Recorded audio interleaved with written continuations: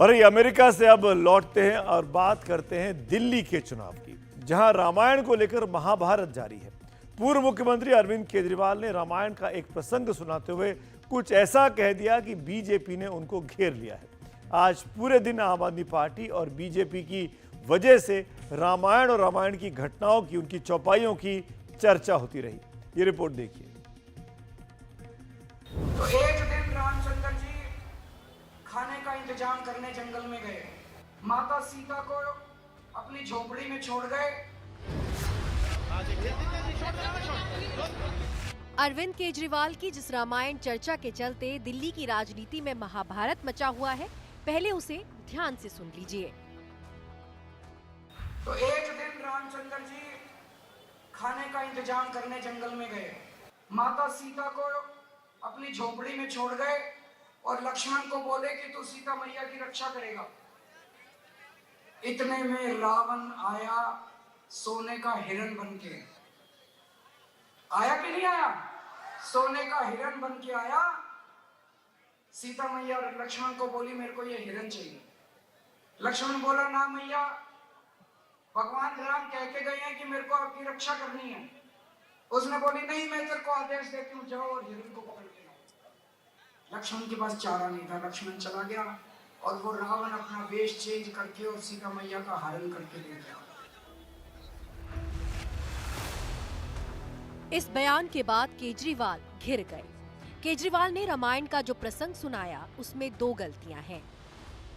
इतने में रावण आया सोने का हिरण बनके। पहली गलती, केजरीवाल कह रहे हैं कि रावण सोने का हिरण बनकर आया, लेकिन रामायण में सोने का हिरण बनकर मारीच आया था। सीता मैया और लक्ष्मण को बोली मेरे को ये हिरण चाहिए।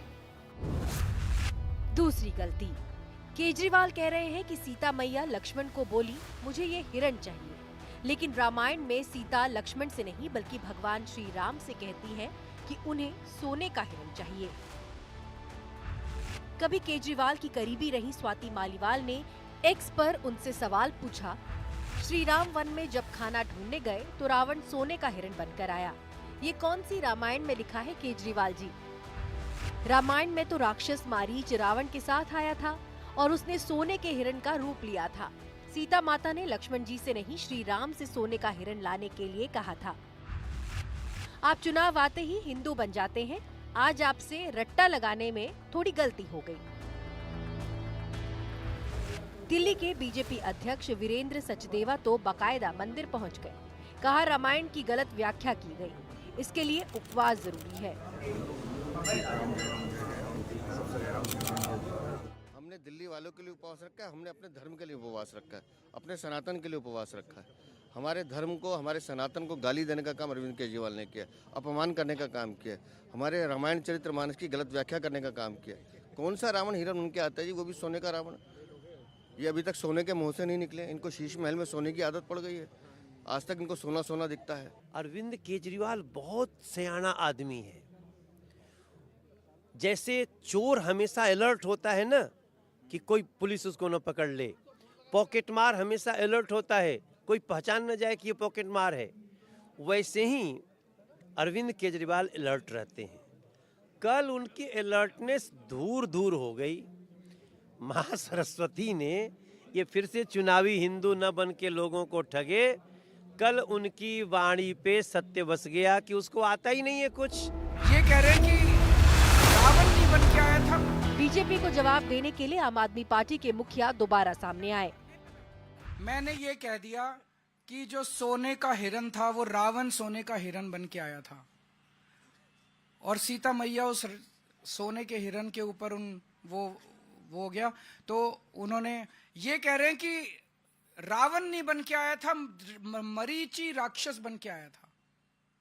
तो मेरी वो पूरी भारतीय जनता पार्टी आज धरने पे बैठी है मेरे घर के सामने कि मैंने रावण का अपमान क्यों किया, मैंने रावण का अपमान कैसे कर दिया। पूरी भारतीय जनता पार्टी, इनको रावण से इतना प्यार है।